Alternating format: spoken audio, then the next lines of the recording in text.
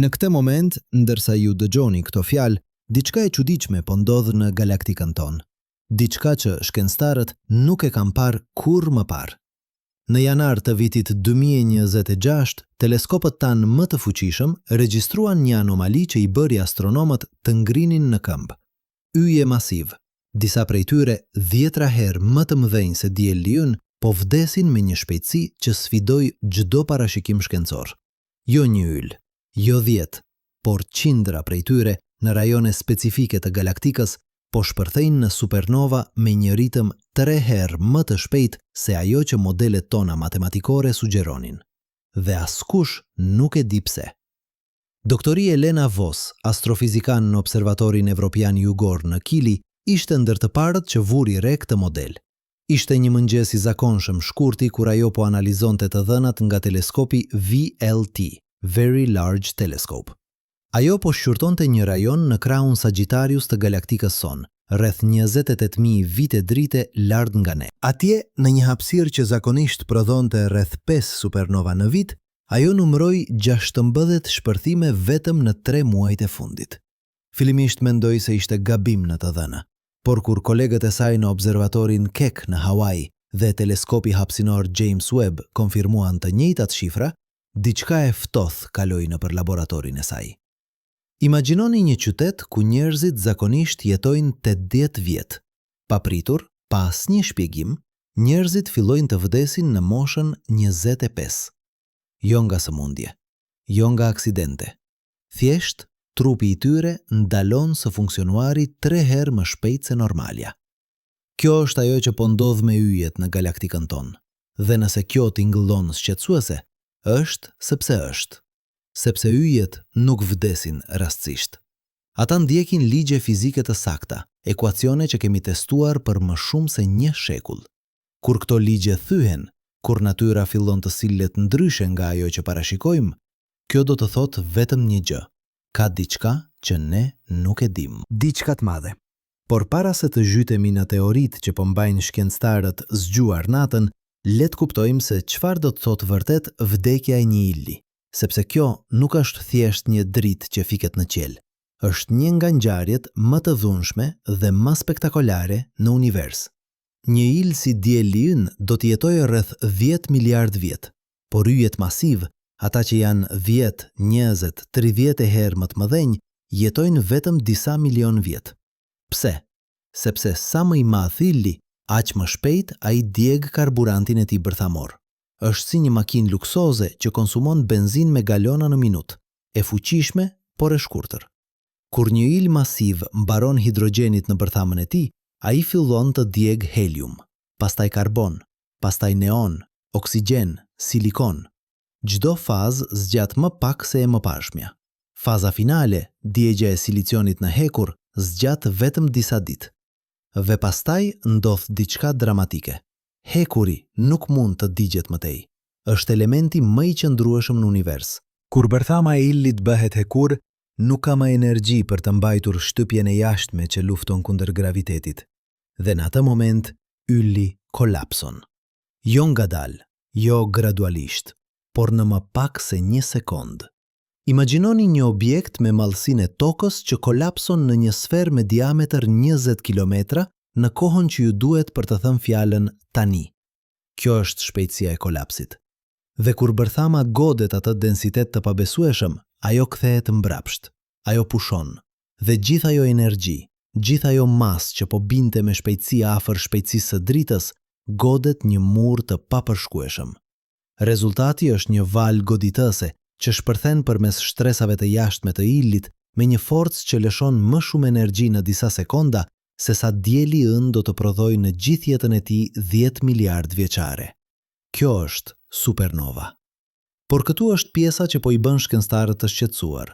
Këto supernova që po ndodhin tani në janar të vitit 2026 nuk po ndjekin modelin. Yjet që po shpërthejnë janë shumë të rinj. Disa prej tyre janë vetëm 2 ose 3 milion vjet. Në kohën kozmike, kjo është si një foshnjë. Këta yje nuk duhet të kenë mbaruar karburantin e tyre ende. Ata duhet të kenë edhe 10 milion vjet përpara se të arrijnë fazën e kolapsit. Por ata po vdesin tani. dhe po vdesin në grupe në rajone specifike të galaktikës, sikur diçka po i shtyn drejt fundit të tyre më shpejt se koha natyrore. Doktori Marcus Chen, astrofizikan teorik në Institutin e Teknologjisë së Kalifornisë, propozoi teorinë e parë. Ai e quajti hipotezën e valës së errët. Sipas Chen, një valë masive e materjes së errët po kalon përmes galaktikës sonë. Materia e errët, ajo substancë misterioze që përbën 85% të masës së universit, por që ne nuk mund ta shohim apo ta prekim, zakonisht kalon përmes gjithçkaje pa ndërveprim. Por Chen sugjeron që në densitete jashtëzakonisht të larta, kjo valë mund të ndërveprojë me bërthamat e yjeve masiv, duke përshpejtuar reaksionet bërthamore dhe duke i shtyrë ata drejt kolapsit më shpejt. Teoria tingëllon si shkencë fantastike, por ka precedent. Në vitin 2018, një ekip në CERN zbuloi që grincat e materjes së errët mund të ndërveprojnë në materje normale në kushte ekstreme. Eksperimenti i tyre, i kryer në Large Hadron Collider, tregoi që në temperatura mbi 1 miliard gradë Celsius dhe presione që ekzistojnë vetëm në bërthamat e yjeve, materja e errët mund të shkaktojë një efekt katalitik. Sikur të hidhni benzinë në një zjarr. Nuk e ndes zjarrin, por e bën atë të djegë shumë më shpejt. Nëse Chen ka të drejtë, atëherë galaktika jon po kalon përmes një rre të materjes së errët, aq e dendur sa po ndryshon vetë fizikën e brendshme të yjeve. Por jo të gjithë janë të bindur. Doktoresha Sara Okonkwo nga Universiteti i Cambridge-it ka një teori tjetër, më shqetësuese. Ajo beson që vrima e zezë supermasive në qendër të galaktikës sonë, Sagittarius A yll, po luan një rol. Kjo vrime zezë me një mas 4 milion herë më të madhe se dielli ynë ka qenë relativisht e qetë për mijëra vjet, por në dhjetor të vitit 2025, teleskopët regjistruan një rritje të papritur të aktivitetit. Rrezatimi nga rajoni rreth saj u rrit me 30%. Dhe kjo rritje korespondon saktësisht me fillimin e supernovave të shpejtuara. Teoria e Okonkwo sugjeron që Sagittarius A yll i ka filluar të tërheq gaz nga rrethinat në një ritëm më të lartë. Kur gazi bie në vrimën e zezë, ai nxehet në temperatura ekstreme dhe lëshon në rrezatim të fuqishëm, veçanërisht rrezatim gamma. Ky rrezatim, duke udhëtuar përmes galaktikës me shpejtësinë e dritës, mund të godas yjet masiv dhe të ndërhyjë në ekuilibrin e tyre të brendshëm. Imagjinoni një top që qëndron në majë të një kodre. Duhet vetëm një shtytje e vogël për ta bërë atë të rrokullitet. Nëse yjet masiv janë tashmë afër fundit të jetës së tyre, edhe një sasi e vogël e rrezatimit shtesë mund t'i shtyjë mbi skaj. Dhe pastaj ka teorinë e tretë, më spekulativen, por ndoshta më intriguesen. Profesori Dmitri Volkov nga Akademia Ruse e Shkencave beson që po shohim efektet e një fenomeni që ai e quan kuote 3. Sipas Volkov, galaktika jon, si çdo sistem i madh, ka frekuenca natyrale vibrimi. Ashtu si një urë mund të fillojë të dridhet nëse ushtarët marshojnë në hap me frekuencën e saj natyrale, galaktika mund të hyjë në një gjendje rezonancë në kushte të caktuara. Dhe kur kjo ndodh, energjia akumulohet në rajone specifike, duke krijuar ku proceset fizike përshpejtohen. Kjo teori shpjegon pse supernovat nuk po ndodhin kudo, por në rajone të caktuara. Krahët spiral të galaktikës, ku dendësia e yjeve është më e lartë, mund të veprojnë si rezonator. Volkov tregon për një eksperiment që ai kreu në vitin 2021, ku simuloi një galaktik spirale në një superkompjuter. Kur ai futen parametra të caktuar për shpërndarjen e materjes së errët dhe shpejtësinë e rrotullimit, modeli i tij prodhoi saktësisht llojin e modelit që po shohim tani. Grupe supernovash në rajone specifike me një frekuencë 3 herë më të lartë se normalja. Por këtu është pyetja që të gjithë po e bëjnë, pyetja që mban njerëzit zgjuar natën. A është dieli ynë në rrezik? A mund të ndodhe njëjta gjë me yllin që na jep jetë? Përgjigjja e shkurtër është jo. Dieli ynë është shumë i vogël për të bërë supernova. Kur ai të mbarojë karburantin e tij, rreth 5 miliard vjet nga tani, ai do të fryhet në një gjigant të kuq, do të gëlltisë Merkurin dhe Venerin, ndoshta edhe Tokën, dhe pastaj do të hedhë shtresat e jashtme duke lënë pas një gjuq të bardhë, një bërtham të ngjehtë sa Toka, por me masën e diellit. jo shpërthim. Vetëm një vdekje nga dalt e qetë. Por kjo nuk do të thotë që jemi plotësisht të sigurt, sepse nëse ndonjë nga këto teori është e saktë, nëse vërtet ka një valë të materjes së errët, ose rrezatim nga Sagittarius A ëll, ose rezonancë galaktike, atëherë efektet mund të jenë më të gjera se thjesht vdekja e yjeve masiv. Rrezatimi nga supernovat mund të ndikojë në sistemet planetare. Valët e materjes së errët mund të ndryshojnë orbitën e planetëve. Rezonanca mund të shkaktojë tërmete kozmike që ne ende nuk i kuptojmë. Dhe ka diçka tjetër, diçka që shkencëtarët po e diskutojnë me zë të ulët në konferenca, por që ende nuk e kanë publikuar gjërësisht. Disa nga supernovat që po ndodhin tani, po lëshojnë një lloj rrezatimi që ne nuk e kemi parë më parë. Doktori James Park nga Universiteti i Tokios zbuloi një vijë spektrale të pazakontë në dritën nga një supernova në rajonin Carina. Kjo vijë nuk korespondon me asnjë element të njohur.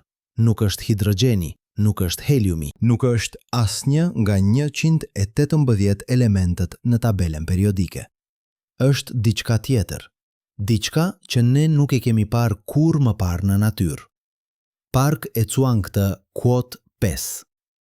Ai beson që në kushtet ekstreme të këtyre supernovave të përshpejtuara, po krijohen forma të reja të materjes. Forma që ekzistojnë vetëm për milisekonda para se të zbërthehen, por që lënë një nënshkrim në spektrin e dritës.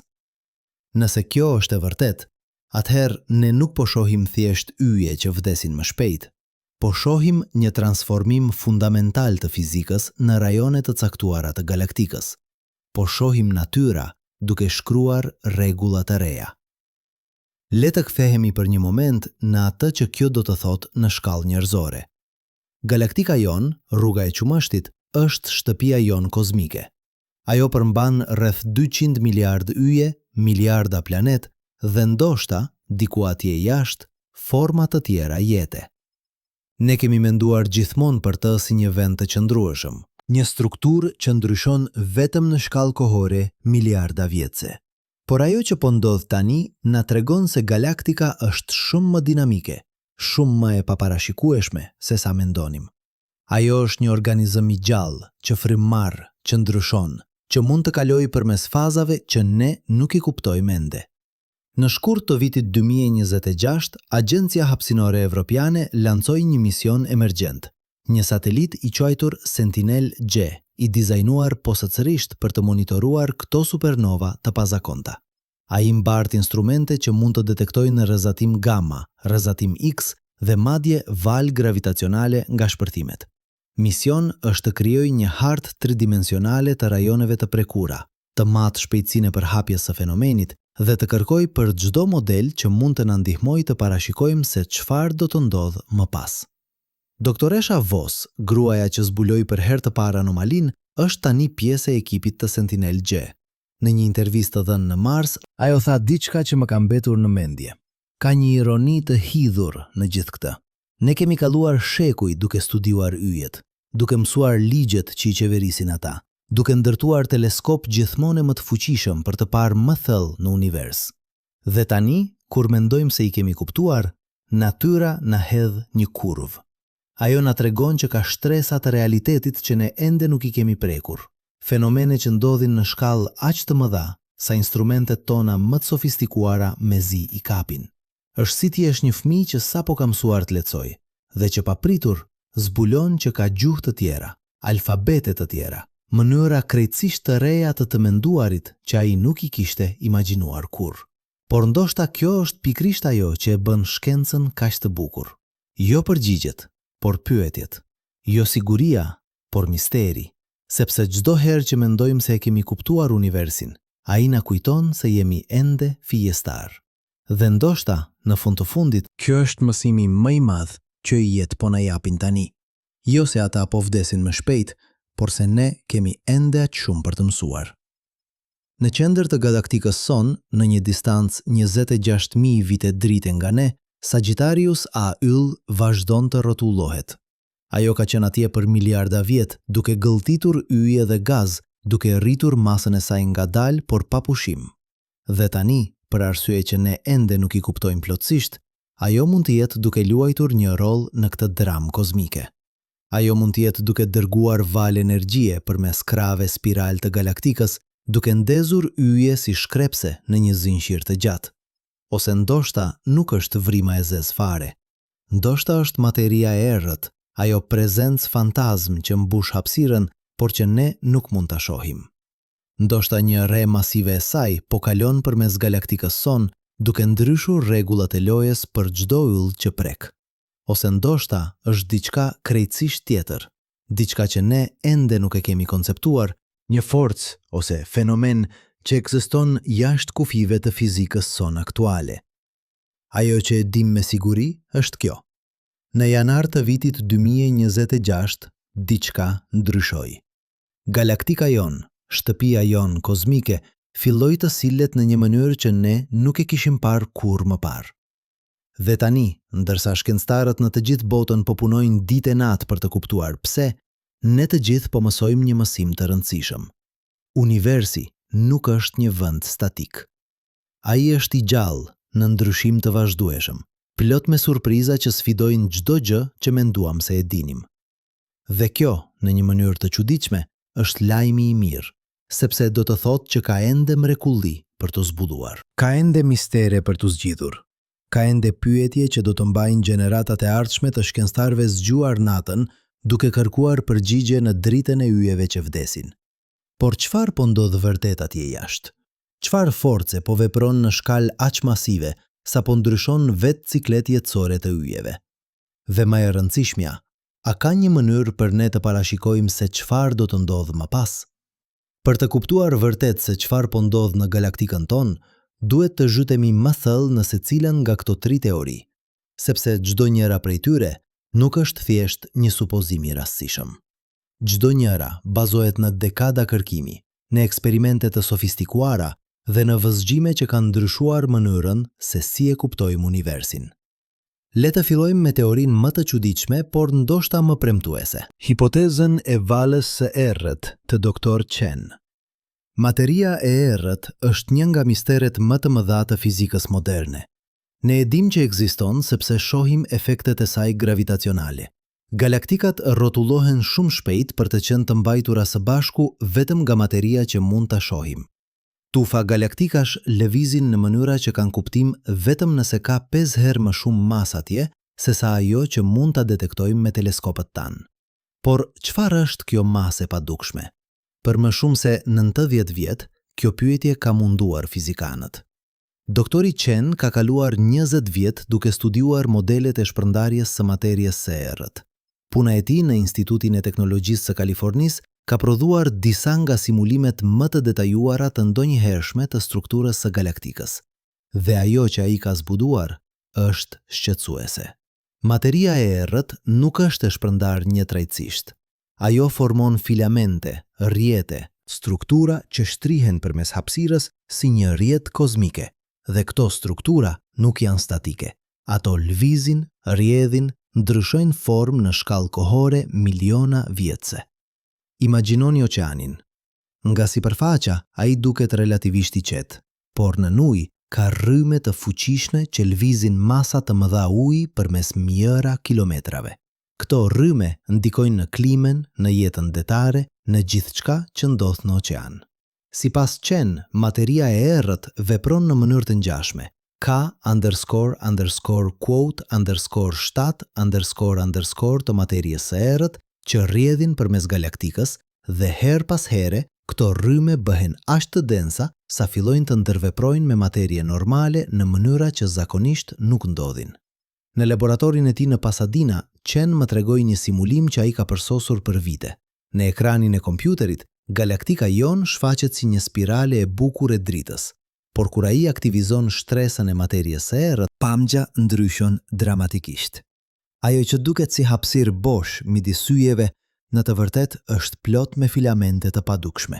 Dhe në simulimin e tij, një nga këto filamente, një_quote_8_ masive e materies së errët me një masë sa 1 miliard dielli, po kalon përmes kraut Sagittarius të galaktikës.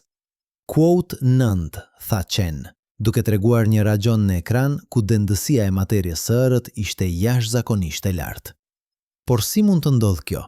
Si mund diçka që nuk ndërvepron me materie normale papritur të fillojë të ndikojë në reakcionet bërthamore? Përgjigja qëndron në një fushë të re të fizikës që quhet: në kushte normale, grimcat e materjes së errët kalojnë përmes materjes normale pa lënë gjurmë.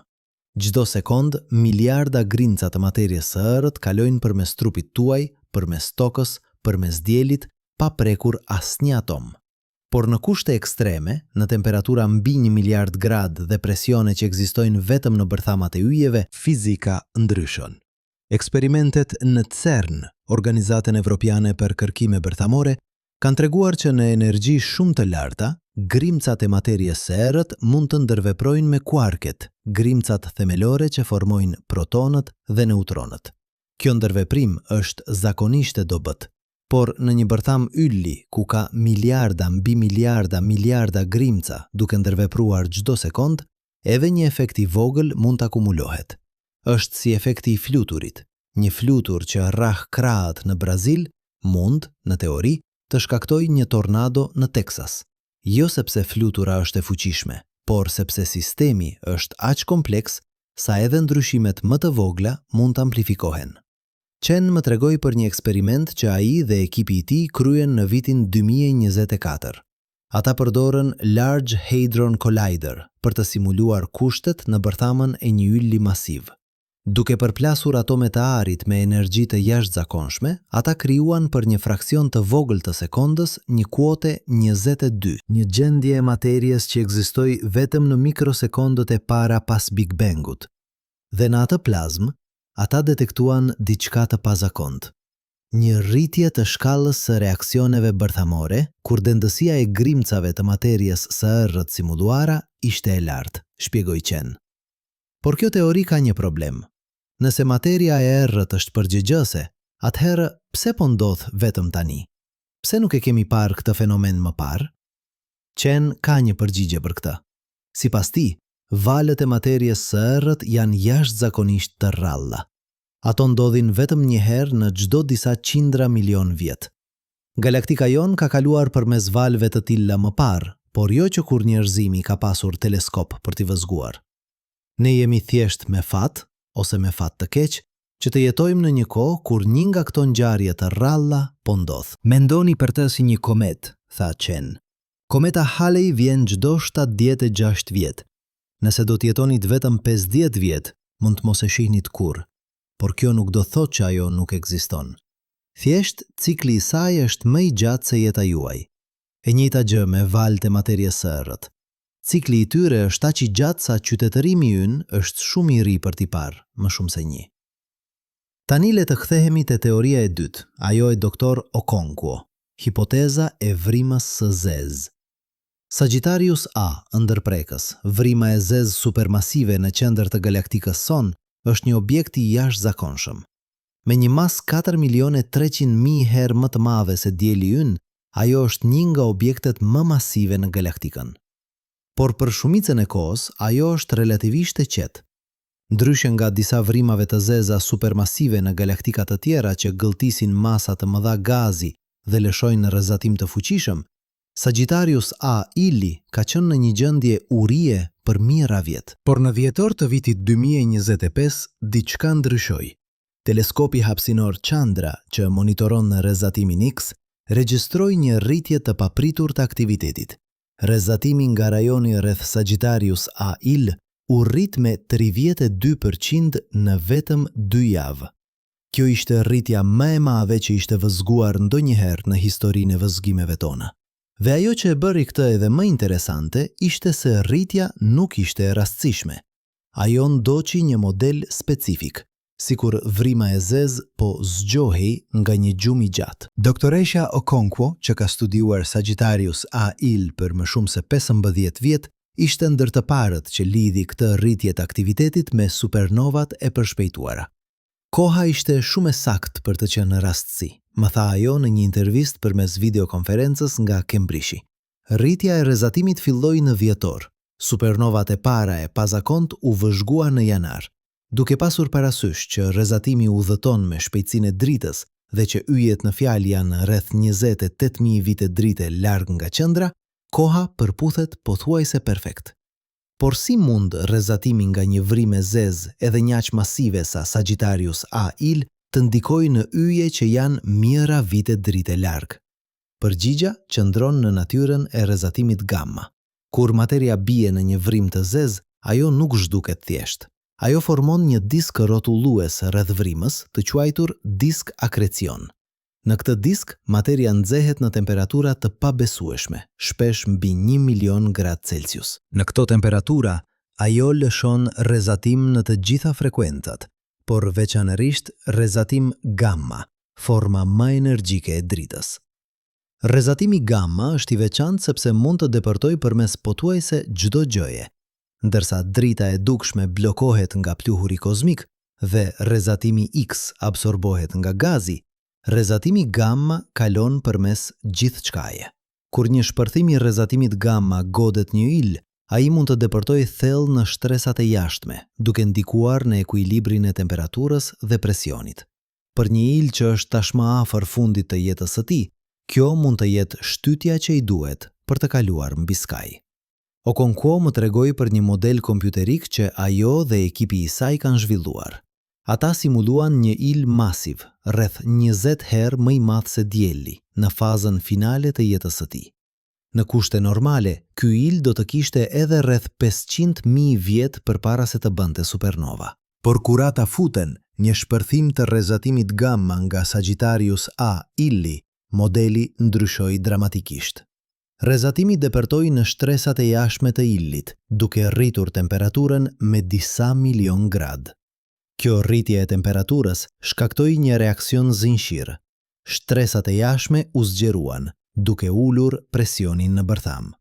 Ulja e presionit përshpejtoi reaksionet bërthamore dhe papritur, ylli që duhej të kishte edhe 500.000 vjet, filloi të kolapson në vetëm disa mijë vjet.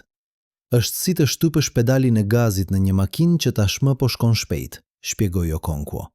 Makina do të shkonte shpejt gjithsesi, por tani po shkon edhe më shpejt. Rrezatimi nga Sagittarius A-illi nuk po shkakton supernovat direkt, por po përshpejton një proces që do të ndodhte gjithsesi. Por kjo teori gjithashtu ka pyetje të hapura. Nëse Sagittarius A-ill i quajtur është përgjegjëse, atëherë pse supernovat po ndodhin vetëm në rajone të caktuara? Pse jo në të gjithë galaktikën? Okonkwo beson që përgjigjja qëndron në strukturën e galaktikës. Krajet spiral veprojnë si udhërfies për rrezatimin. Ashtu si drita mund të udhëhiqet përmes një fiber optike, rrezatimi gamma mund të përqendrohet përmes rajoneve të densa të gazit dhe pluhurit. Kjo do të thotë që disa rajone marrin një dozë shumë më të lartë të rrezatimit se sa të tjera. Imagjinoni një kopësht me ujitës, tha ajo. Nëse vendosni ujitësin në qendër dhe ndezni, uji nuk shpërndahet njëtrajtësisht. Ai rrjedh përmes kanaleve, përmes vendeve ku toka është më e butë, e njëjta gjë me rrezatimin. Ai ndjek rrugët e rezistencës më të vogël dhe këto rrugë përcaktohen nga struktura e galaktikës. Dhe tani, teoria e tretë, ndoshta më spekulativja, por edhe më intriguese. Rezonanca galaktike e profesor Volkov. Kjo teori bazohet në një ide që tingëllon si shkencë fantastike, por që në të vërtet ka rrënjë të thella në fizik. Ideja që sistemet e mëdha mund të kenë frekuenca natyrale vibrimi. Ju e keni parë këtë në jetën e përditshme. Një gotë vere mund të tyhet nëse dikush këndon në frekuencën e saktë. Një urë mund të fillojë të drivet nëse e rafryn me ritmin e duhur. Këto janë shëmbuj të rezonancës, fenomeni ku një sistem absorbon energji shumë më eficientisht kur frekuenca e forcës së jashtme përputhet me frekuencën e tij natyrale. Volkov propozon që galaktika jon, si çdo sistem i madh, ka frekuenca natyrale. Këto frekuenca përcaktohen nga shpërndarja e masës, nga shpejtësia e rrotullimit, nga ndërveprimet gravitacionale midis miliarda yjeve. Dhe her pas here, në kushte të caktuara, galaktika mund të hyjë në një gjendje rezonance. Kur kjo ndodh, energjia fillon të akumulohet në rajone specifike duke krijuar zona të ngjehta, ku proceset fizike përshpejtohen. Në laboratorin e tij në Moskë, Volkov më tregoi një eksperiment të thjeshtë por të fuqishëm. Ai kishte një pjatë metalike të mbulluar me rër. Kur ai e godiste pjatën me një frekuencë të ulët, rëra lëvizte pak. Por kur ai arriti frekuencën e saktë, rëra papritur formoi modele të bukura gjeometrike. Kjo është rezonanca, tha ai. Në frekuencën e gabuar, energjia shpëndahet rastësisht, por në frekuencën e saktë, ajo organizohet, përqendrohet, krijon struktura. Sipas Volkov, galaktika jon po kalon përmes një gjendje të ngjashme. Për arsye që ai ende po përpiqet të kuptojë plotësisht, galaktika ka hyrë në një gjendje rezonancë. Ndoshta është për shkak të një ndërveprim me galaktikën e Andromedës, që po afrohet drejt nesh me një shpejtësi rreth 110 km në sekond. Ndoshta është për shkak të një shpërndarje të pazakontë të materjes së errët. Ose ndoshta është thjesht një cikël natyror që ndodh çdo disa qindra milion vjet. Por pavarësisht nga shkaku, efekti është i njëjtë. Energjia po akumulohet në rajone specifike të galaktikës. Dhe në këto rajone, proceset fizike po përshpejtohen. Yjet po djegin karburantin e tyre më shpejt. Reaksionet bërthamore po ndodhin me një shkallë më të lartë, dhe si rezultat, yjet po arrin në fund të jetës së tyre më shpejt se normalja. Volkov më tregoi simulimin e tij, të njëjtin që ai përmendi në teorinë e tij origjinale. Në ekran, galaktika shfaqet si një spirale e bukur, por kur ai aktivizon rezonancën, diçka e mahniqme ndodh. Val energjie fillojnë të udhtojnë përmes krave spiral, duke krijuar modele që kujtojnë valët në ujë. Dhe në vendet ku këto valë ndërthuren, ku ato përforcojnë njëra tjetrën, dendësia e energjisë rritet dramatikisht. Këto janë zonat e nxehta, që Volkov beson se po shkaktojnë supernovat e përshpejtuara. Shikoni këtu, tha ai duke treguar një rajon në simulim ku 3 valë ndërthureshin. Në këtë pikë, energjia është 3 herë më e lartë se normalja, dhe kjo përputhet saktësisht me atë që po shohim. Supernova me një frekuencë 3 herë më të lartë se normalja. Nuk është rastësi, është fizik. Por si mund të testohet kjo teori? Si mund të dim nëse galaktika vërtet po vibron si një gotë vere gjigante? Volkov ka një plan. Ai propozon që të përdorim detektorët e valve gravitacionale, instrumente si LIGO dhe Virgo që kanë revolucionarizuar astronomin në vitet e fundit. Valët gravitacionale janë valë në vetë hapësirkohën, të shkaktuara nga ngjarje të dhunshme si bashkimi i vrimave të zeza ose supernovat. Nëse galaktika vërtet po vibron, atëherë kjo vibrim duhet të prodhojë një nënshkrim specifik në valët gravitacionale që ne mund ta detektojmë. Është si të dëgjosh një orkestër, shpjegoi Volkov. Çdo instrument ka një tingull të veçantë. Violina tinglon ndryshe nga tromboni. Nëse galaktika po vibron, ajo do të prodhojë një tingull specifik në valët gravitacionale. Dhe nëse mund ta detektojmë atë tingull, do të dimë që teoria është e saktë. 3 teori, 3 shpjegime krejtësisht të ndryshme për të njëjtin fenomen. Val e materjes së errët. Rrezatim nga një vrime zez supermasive. Rezonancë galaktike. Çdo njëra ka prova që mbështesin. Çdo njëra ka pyetje të hapura. Dhe çdo njëra, nëse është e saktë, do të ndryshonte thelbësisht mënyrën se si e kuptojmë galaktikën tonë. Por ndoshta pyetja më interesante nuk është cila teori është e saktë. Ndoshta pyetja e vërtetë është, çfarë nëse të 3 janë të sakta? Çfarë nëse po shohim një kombinim të 3 fenomeneve duke ndodhur në të njëjtën kohë? Një val e materjes së errët që kalon përmes galaktikës duke ndryshuar kushtet në bërthamat e yjeve. Sagittarius A, il që zgjohet dhe lëshon rrezatim të fuqishëm, dhe galaktika që hyn në një gjendje rezonans që përforcon të 2 efektet e tjera. Kjo do të ishte një përputhje e jashtëzakonshme. Por universi është plot me përputhje të jashtëzakonshme.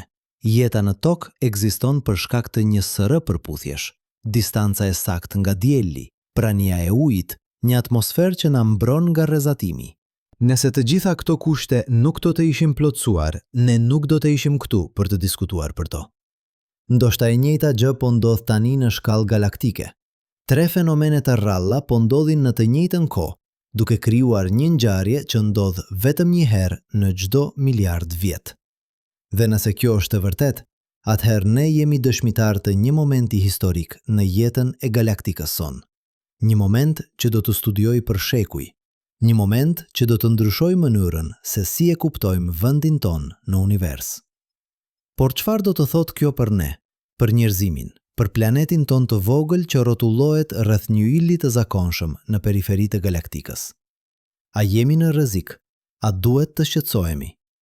Përgjigjja e shkurtër është jo, jo në afat të shkurtër. Dielli ynë është shumë i vogël dhe shumë i qetë për të qenë i prekur nga këto fenomene. Dhe edhe nëse do të ishte, ne do të kishim paralajmërim miliona vjet përpara. Por në afat të gjatë, në shkallë kohore miliarda vjetëshe, çdo gjë që ndodh në galaktik na prek, sepse ne nuk jemi të izoluar. Ne jemi pjesë e një sistemi të madh, një ekosistemi kozmik ku gjithçka është e lidhur. Yjet që po vdesin tani, po lëshojnë elemente të rënda në hapësirë, elemente që një ditë do të formohen në yje të rinj, në planet të rinj, ndoshta në jetë të re. Rrezatimi që po udhton përmes galaktikës po ndryshon mjedisin kozmik, duke krijuar kushte të reja që do të ndikojnë në gjeneratat e ardhshme të yjeve. Dhe ka diçka tjetër, diçka më të thellë. Çdo herë që zbulon diçka të re për universin, ne zbulojmë diçka të re për veten tonë. Kur Koperniku zbuloi që toka nuk është qendra e universit, ne mësuam për ulësi. Kur Darwin zbuloi evolucionin, ne mësuam që jemi pjesë e një zinxhiri të gjatë jete që shtrihet miliarda vjet në të kaluarën. Kur Einstein zbuloi relativitetin, ne mësuam që koha dhe hapësira nuk janë absolute, por të lidhura dhe fleksibile. Dhe tani, ndërsa shohim galaktikën tonë duke u sjellë në mënyra që nuk i kemi parë kur më parë, çfarë po mësojmë? Ndoshta po mësojmë që universi është edhe më dinamik, edhe më i paparashikueshëm se sa mendonim. Që edhe strukturat që duken më të qëndrueshme, si galaktikat, janë në ndryshim të vazhdueshëm. Që ligjet e fizikës, edhe pse të sakta, mund të prodhojnë rezultate të papritura kur kushtet janë të duhura. Ose ndoshta po mësojmë diçka edhe më thelbësore, që ne jemi ende në fillim të udhëtimit ton të kuptimit. Që pavarësisht nga të gjitha teleskopët tanë, të gjitha eksperimentet tona, të gjitha teoritë tona, ne ende e kemi prekur vetëm sipërfaqen e realitetit. Që ka shtresa të thella misteri që presin të zbulohen. Pyetje që ne ende nuk i kemi bërë. Fenomene që ne ende nuk i kemi imagjinuar. Në shkurt të vitit 2026, ndërsa shkruaj këto fjalë, sateliti Sentinel-G vazhdon të monitoroj galaktikën. Çdo ditë ai dërgon mijëra gigabajt të dhëna në tokë. Çdo ditë shkencëtarë në të gjithë botën analizojnë këto të dhëna, duke kërkuar për modele, për shpjegime, për të kuptuar. Dhe çdo ditë ne mësojmë diçka të re. Javën e kaluar, doktoresha Voss zbuloi diçka interesante. Ajo vuri re që supernovat nuk po ndodhin plotësisht rastësisht. Ka një model në shpërndarjen e tyre, një lloj strukture që sugjeron që ato mund të jenë të lidhura. Sikur një supernova po shkakton tjetrën, duke krijuar një reakcion zinxhir që përhapet përmes galaktikës me shpejtësinë e dritës. Nëse kjo është e vërtet, atëherë ne nuk po shohim thjesht yje individual që vdesin më shpejt, po shohim një fenomen kolektiv, një val vdekjeje që po udhëton përmes galaktikës. Kjo ide, edhe pse ende e paverifikuar, ka shkaktuar eksitim në komunitetin shkencor. Sepse nëse supernovat vërtet janë të lidhura, atëhere ne mund të jemi në gjendje të parashikojmë se ku do të ndodh e radhës. Dhe nëse mund të parashikojmë, atëhere mund të studiojmë në kohë reale, duke mbledhur të dhëna që do të na ndihmojnë të kuptojmë mekanizmin e vërtet pas këtij fenomeni. Por ka edhe një mundësi më shqetësuese. Nëse supernovat janë pjesë e një reakcioni zinxhir, atëhere çfarë ndalon atë nga përhapja? Çfarë nëse val vazhdon të udhëtoj përmes galaktikës duke shkaktuar gjithmonë e më shumë yje të vdesin? Në teorinë më ekstreme, kjo mund të çojë në një kaskad supernovash që do të ndryshonte fytyrën e galaktikës për miliarda vjet. Kjo nuk do të thotë që galaktika do të shkatërohet. Galaktikat janë jashtëzakonisht të qëndrueshme. Edhe nëse çdo yll masiv do të bënte supernova nesër, galaktika do të vazhdonte të ekzistojë, por ajo do të ishte një galaktik e ndryshme. Më pak yje masiv, më shumë vrimash të zeza, më shumë xhuzha të bardha. Një mjedis kozmik krejtësisht i ri që do të ndikonte në formimin e yjeve të rinj për miliarda vjet në të ardhmen. Dhe këtu është ironia e bukur e gjithë kësaj. Vdekja e yjeve nuk është fund, është fillim, Çdo supernova lëshon në hapësirë elemente të rënda që janë krijuar në bërthamën e yllit: karbon, azot, oksigjen, hekur.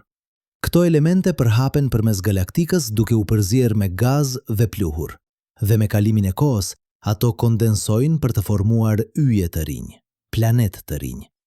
Çdo atom në trupin tuaj, çdo atom në tokë, është krijuar në bërthamën e një ylli që vdiq miliarda vjet më parë. Ne jemi, fjalë për fjalë, pluhur yjesh. Kështu që kur shohim këto supernova duke ndodhur tani, ne nuk po shohim vetëm vdekje, po shohim rilindje. Po shohim universin duke ricikluar veten, duke krijuar kushte për gjeneratën e ardhshme të yjeve, të planetëve, të jetës. Është një cikël që ka vazhduar për miliarda vjet dhe që do të vazhdoj për miliarda vjet të tjera. Por çfarë për elementin X që Dr. Park zbuloi?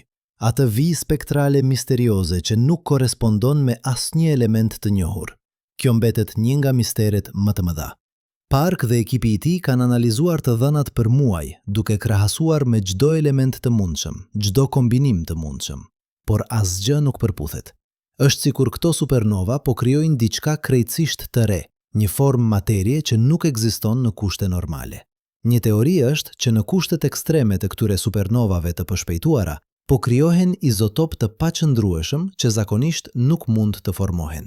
Izotopët janë versionet e elementeve me numra të ndryshëm neutronësh. Shumica e izotopëve janë të qëndrueshëm, por disa janë radioaktiv dhe zbërthehen shpejt.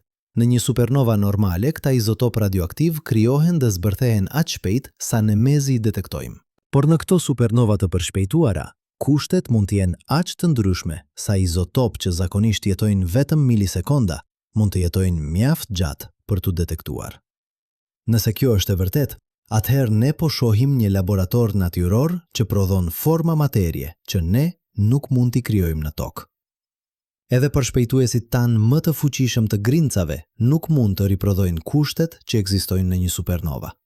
Kështu që këto ngjarje kozmike po na japin një dritare në fizikën që ekziston përtej kufive të eksperimenteve tona.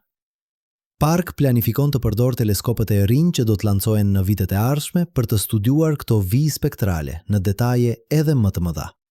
Ai shpreson që duke analizuar saktësisht se si këto vijë ndryshojnë me kalimin e kohës, ai mund të përcaktoj se çfarë elementi ose izotopi po krijohet. Dhe nëse ai mund ta bëjë këtë, do të jetë një zbulim që do të shkruhet në librat e historisë së shkencës. Por pavarësisht nga të gjitha këto teori, të gjitha këto eksperimente, të gjitha këto të dhëna, ka një pyetje që mbetet pa përgjigje. Pse tani? Pse në janar të vitit 2026? A është thjesht rastësi që ne jemi këtu në këtë moment të saktë për të parë këtë fenomen, ose ka diçka më të thellë duke ndodhur? Disa shkencëtarë besojnë që universi kalon përmes ciklesh, që ka periudha aktiviteti të lartë dhe periudha qetësie, që galaktika jonë, si çdo sistem i madh, ka ritme natyrale që përsëriten në shkallë kohore miliarda vjetëse, dhe ndoshta ne jemi me fat që të jetojmë në një kohë kur një nga këto cikle po arrin në kulm.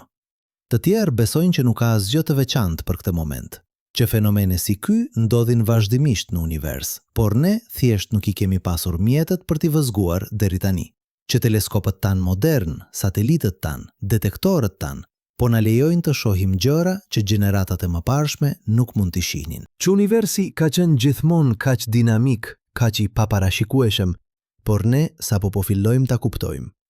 Dhe ndoshta të dyja janë të vërteta.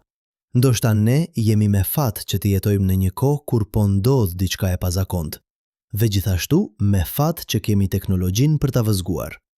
Ndoshta kjo është një nga ato momente të rralla në histori kur rrethanat dhe aftësia përputhen perfekt. Por çfarëdo që të jetë e vërteta, një gjë është e qartë. Ne po jetojmë në një kohë të jashtëzakonshme. Një kohë kur galaktika jon po na tregon një fytyrë që nuk e kemi parë kurrë më parë.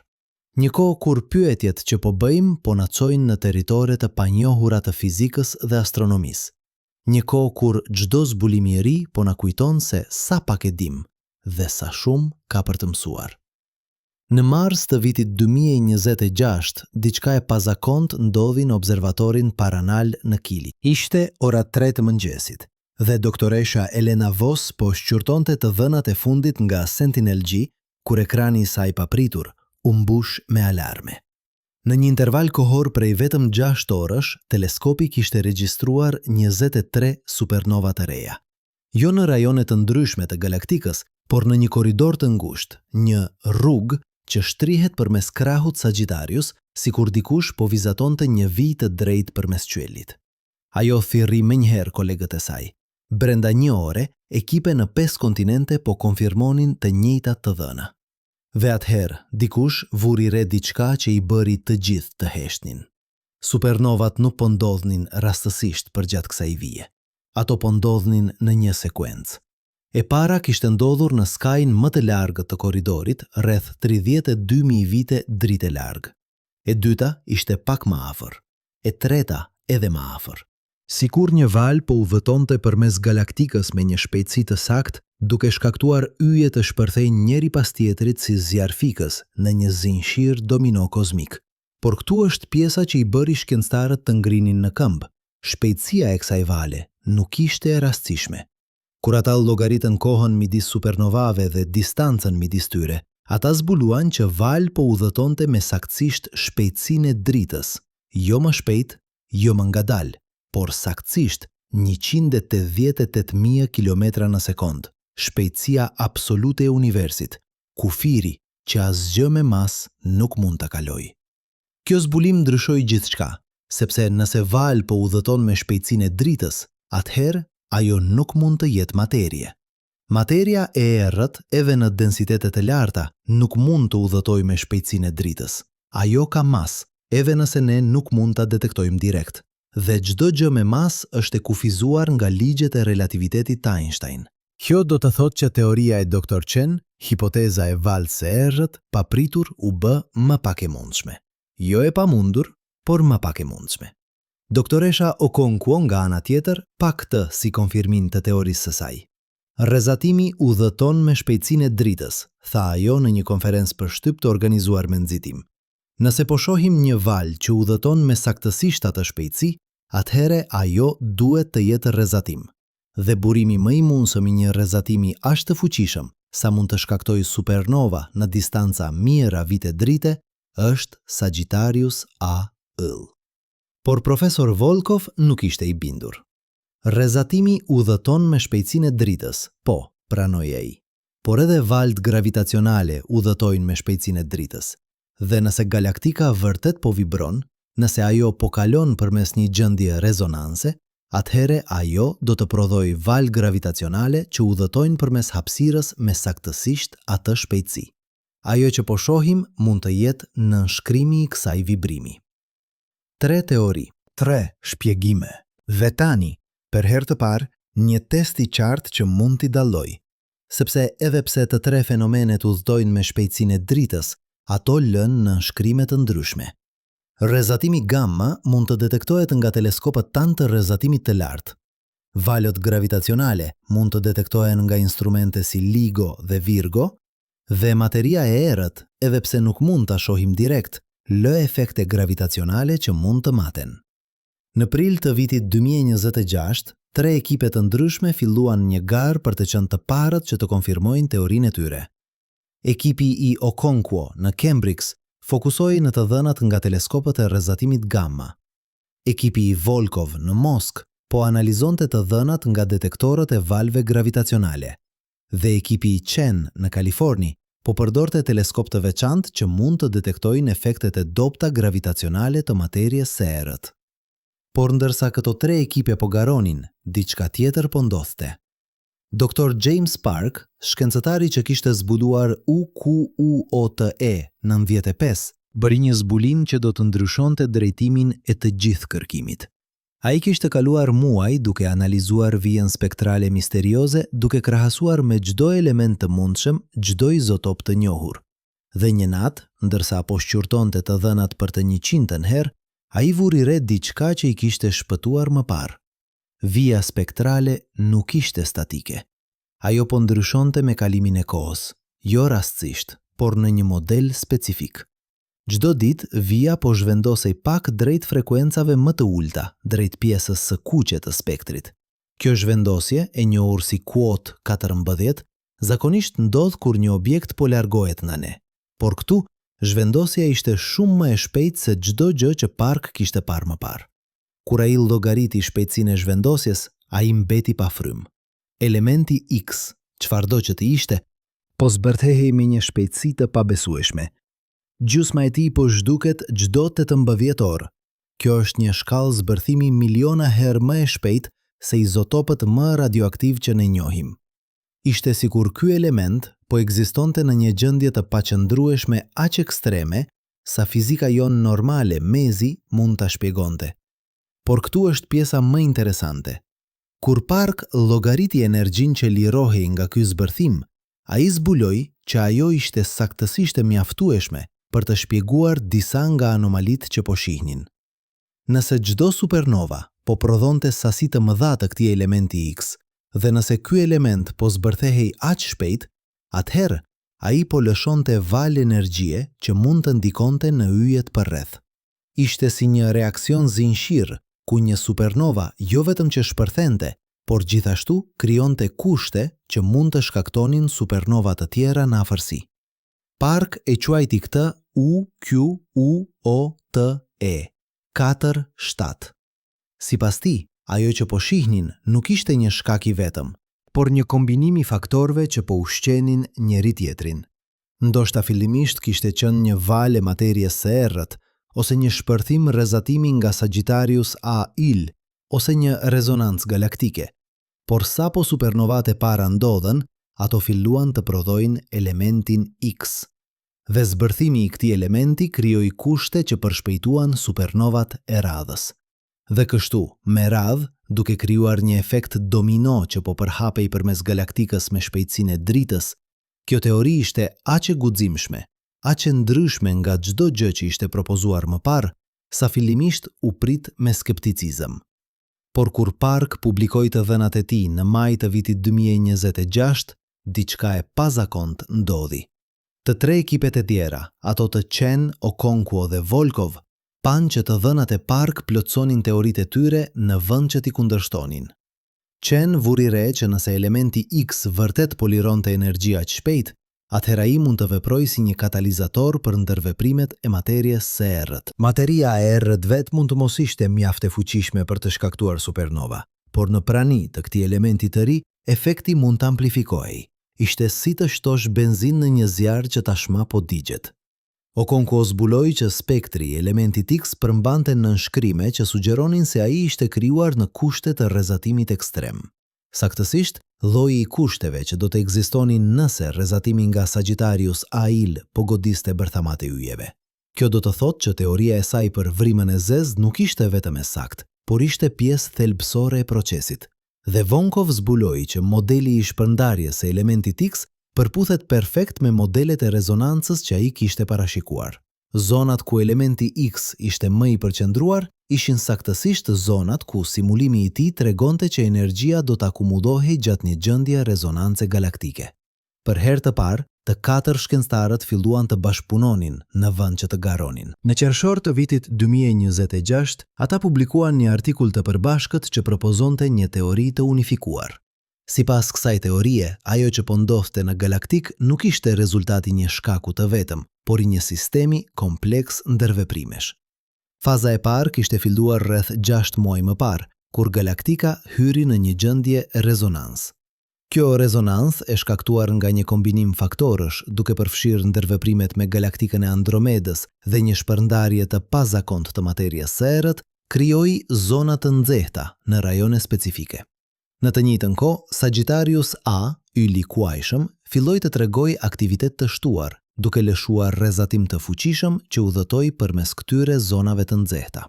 Kur rrezatimi goditi yjet masiv që tashmë ishin të stresuar nga rezonanca galaktike dhe nga prania e materies së errët, ata filluan të kolapsonin më shpejt se normalja.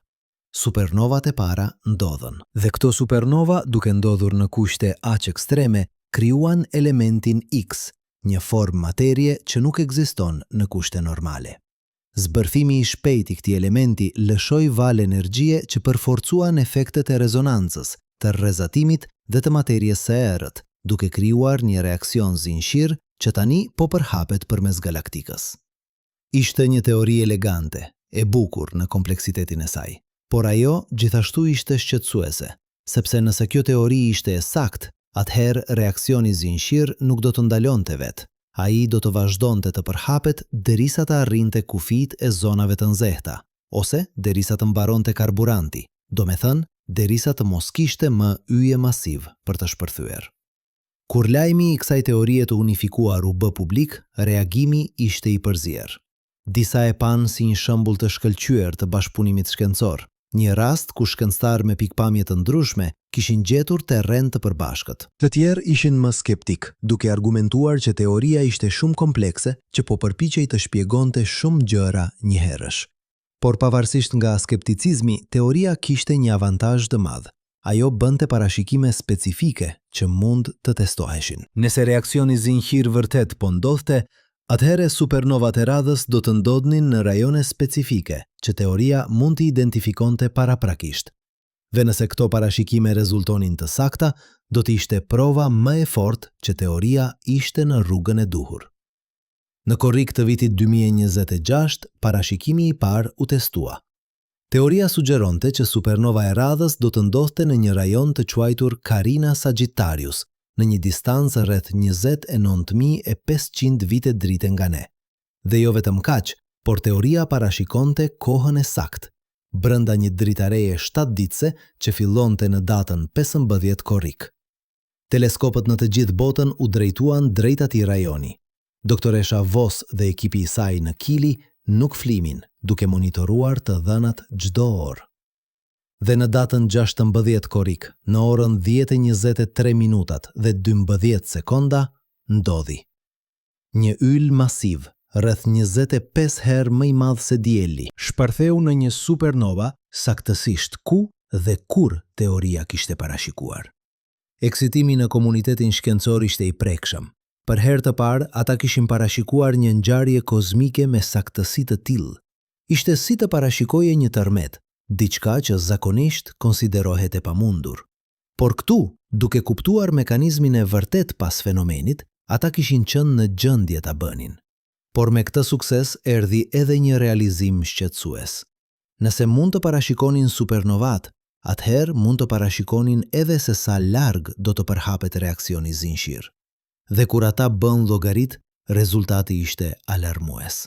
Sipas modelit të tyre, reaksioni zinxhir do të vazhdonte për të paktën edhe 5 vjet, dhe në atë kohë, rreth 3000 yje masiv do të bënin supernova, duke lëshuar sasi të mëdha rrezatimi dhe duke ndryshuar mjedisin kozmik të galaktikës në mënyra që ne ende nuk i kuptonim plotësisht. 3000 supernova në 5 vjet. Në një galaktik që zakonisht prodhon rreth 100 supernova në një shekull, kjo ishte një rritje e jashtëzakonshme. Dhe edhe pse dielli ynë ishte i sigurt, edhe pse ne nuk ishim në rrezik të drejtë për drejtë, efektet e tërthorta mund të ishin të konsiderueshme. Rrezatimi nga këto supernova do të udhëtonte përmes galaktikës, duke ndikuar në formimin e yjeve të rinj. Valët e goditjes do të kompresonin rreth e gazit, duke shkaktuar disa rajone të formojnë yje më shpejt se normalja. Elementet e rënda të lëshuara do të pasuronin mjedisin ndërhyjor, duke ndryshuar përbërjen kimike të gjeneratës së ardhshme të yjeve dhe planetëve. Dhe pastaj ishte elementi i vjet. Askush nuk e dinte se çfarë do të ndodhte me të gjitha ato elementë të pazakontë që po krijohej. A do të zbërthehej plotësisht duke u kthyer në elementet e njohura? Apo do të mbetej në hapësirë duke krijuar një mjedis të ri kimik që nuk kishte ekzistuar kurrë më parë në galaktik? Dr. Park kishte një teori intrigeze. Ai besonte që elementi X, edhe pse shumë i paqëndrueshëm, mund të linte pas produkte zbërthimi që vetë ishin të pazakonta. Kur ai analizoi spektrin e zbërthimit, ai zbuloi nënshkrime që sugjeronin se elementi X po zbërthehej në një izotop të pazakontë të hekurit, 1 me 64 neutron në vend të 34 që ka hekuri normal. Ky izotop, nëse vërtet ekzistonte, do të kishte veti të jashtëzakonshme. Ai do të ishte shumë më i rëndë se hekuri normal, por gjithashtu shumë më i qëndrueshëm ndaj rrezatimit. Në teorinë e Park, ky, _quote_49, mund të akumulohej në hapësirë duke krijuar rajone ku graviteti ishte pak më i fortë se normalja. Dhe me kalimin e miliona vjetëve, këto rajone mund të bëheshin fara për formimin e yjeve të rinj, duke krijuar një gjenerat yjesh me përbërje të ndryshme nga çdo gjë që kemi parë më parë. Ishte një ide spekuluese, por jo e pamundur. Dhe nëse ishte e vërtet, atëherë ajo që po ndodhte tani nuk ishte thjesht një krizë, por një transformim. Galaktika jon po kalonte përmes një faze tranzicioni, një moment kur rregullat e vjetra po linin vend për diçka të re. Por çfarë do të thotë kjo për ne, për njerëzimin? Si duhet të reagojmë ndaj një fenomeni që po ndodh në shkallë aq masive, në distanca aq të mëdha, në shkallë kohore aq të gjata? Përgjigjja nuk është e thjeshtë. Sepse edhe pse ne nuk jemi në rrezik të drejtë për drejtë, edhe pse dielli ynë do të vazhdojë të shkëlqejë për miliarda vjet të tjera, ne jemi pjesë e këtij sistemi. Çdo gjë që ndodh në galaktik na prek, edhe nëse efektet janë të vogla, edhe nëse ato zgjatin miliona vjet për të manifestuar. Ka një pyetje më të thellë këtu, një pyetje që shkon përtej shkencës dhe hyn në filozofi. Çfarë do të thotë të jetosh në një univers që është aq dinamik, aq i paparashikueshëm? Për shekuj, ne kemi menduar për yjet si të përjetshëm, si pika të palvishme drite që do të jenë gjithmonë atje. Por tani po mësojmë që asgjë nuk është e përjetshme. Edhe yjet vdesin, edhe galaktikat ndryshojnë. Edhe ligjet e fizikës, edhe pse të pandryshueshme, mund të prodhojnë rezultate që ne nuk i kemi imagjinuar kurrë.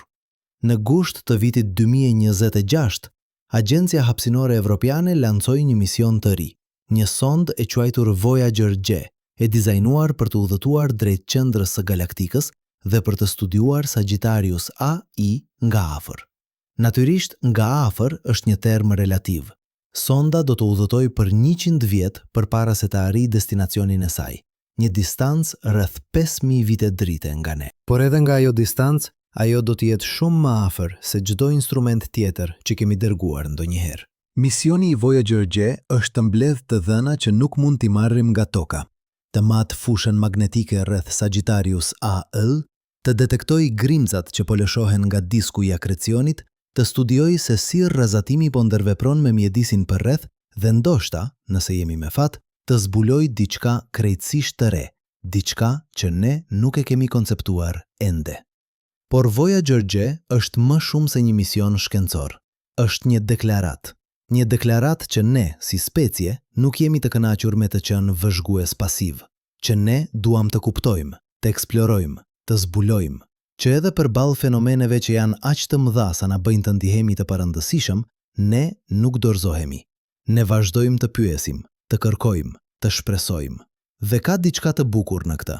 Në një univers ku yjet vdesin dhe galaktikat ndryshojnë, ku asgjë nuk është e përjetshme dhe gjithçka është në rrjedhë të vazhdueshme, ne kemi zgjedhur të mos jemi thjesht dëshmitar.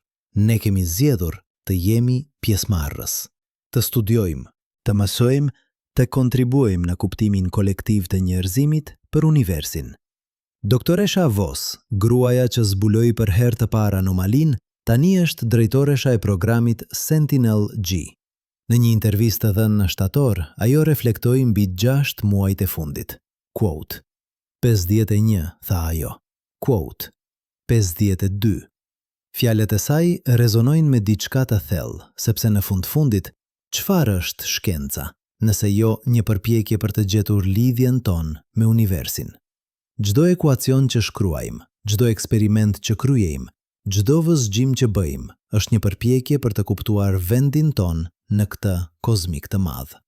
Dhe sa më shumë që mësojmë, aq më shumë kuptojmë që ne nuk jemi të veçuar. Ne jemi të lidhur me gjithçka, nga atomi më i vogël te galaktika më e largët. Elementi X, ky mister kimik që Dr. Park zbuloi, tani po studiohej në laborator në të gjithë botën.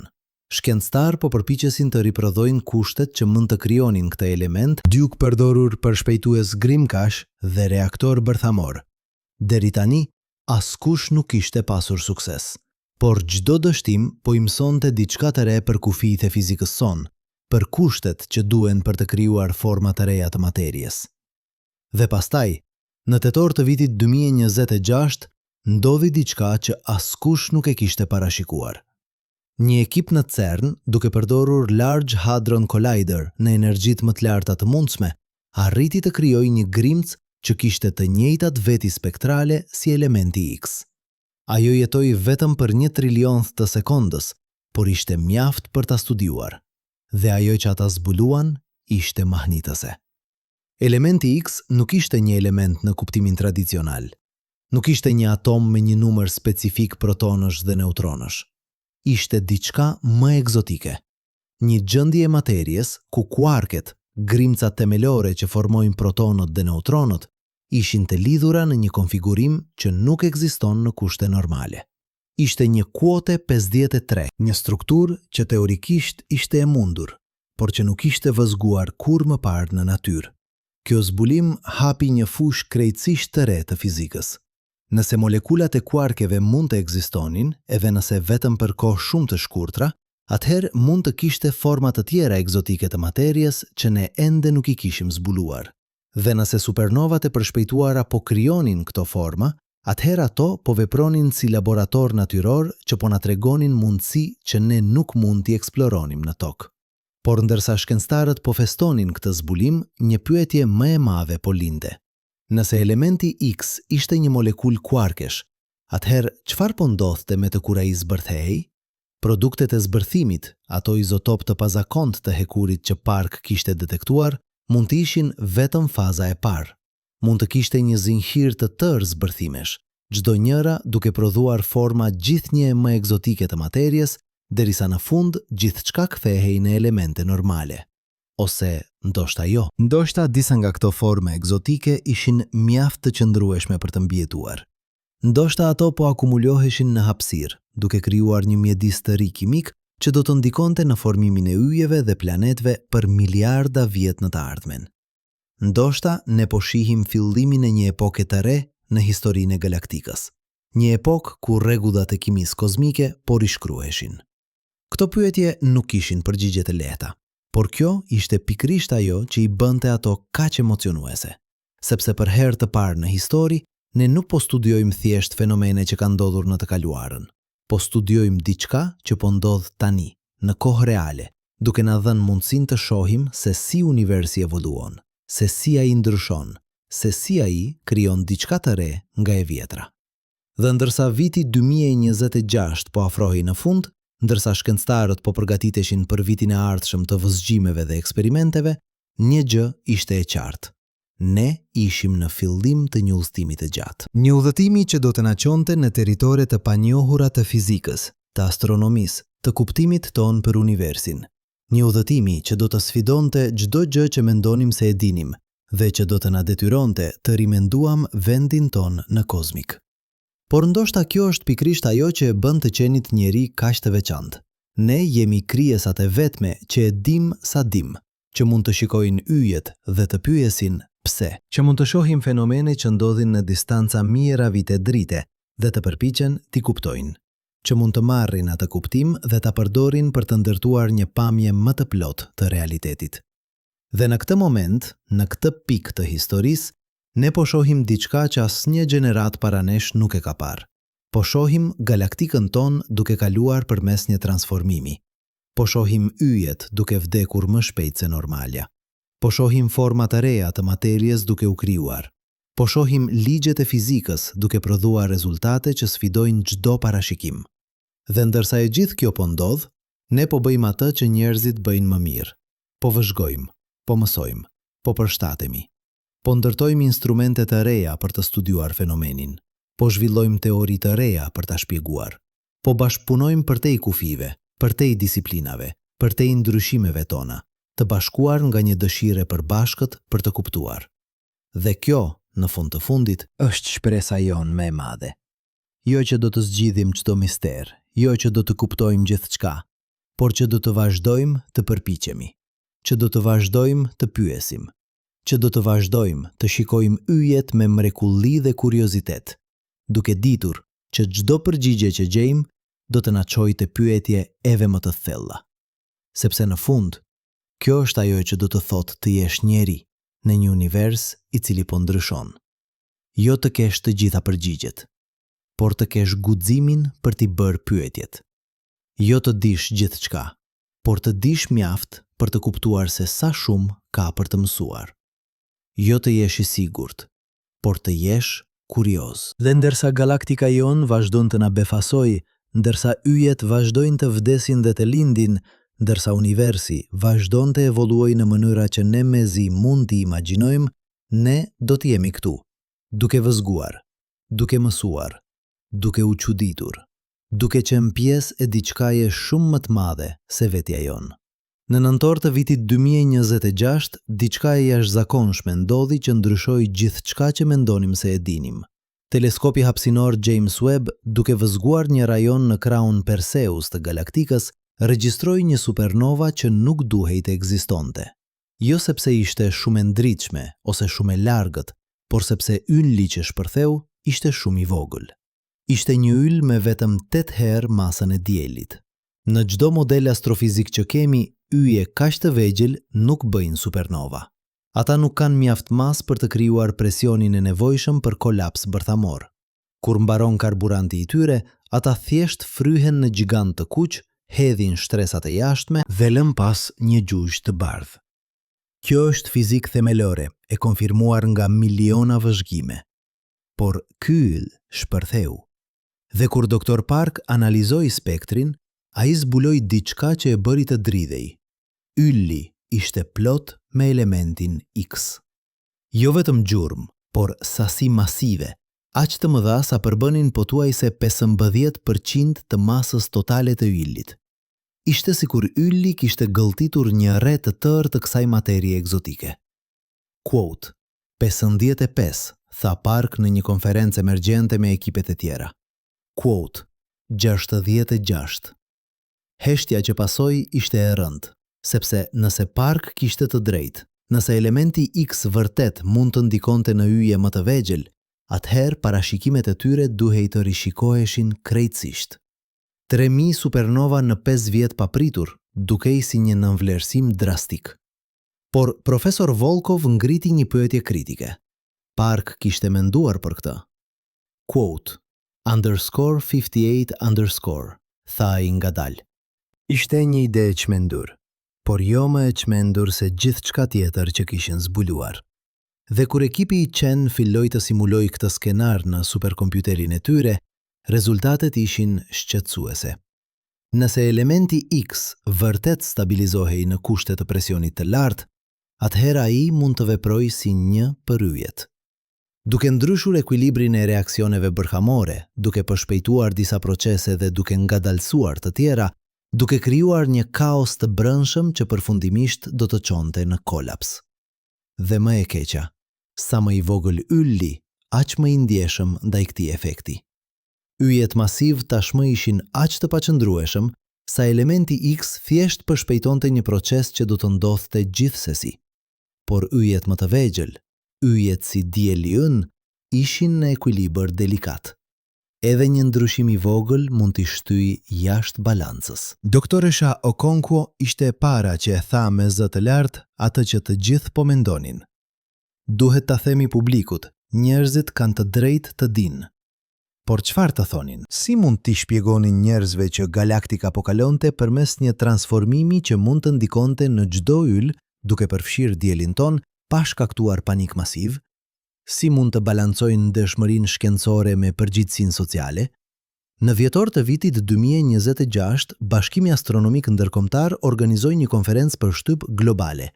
Doktoresha Voss, si drejtoreshe programit Sentinel-G, ishte zëdhënësja kryesore.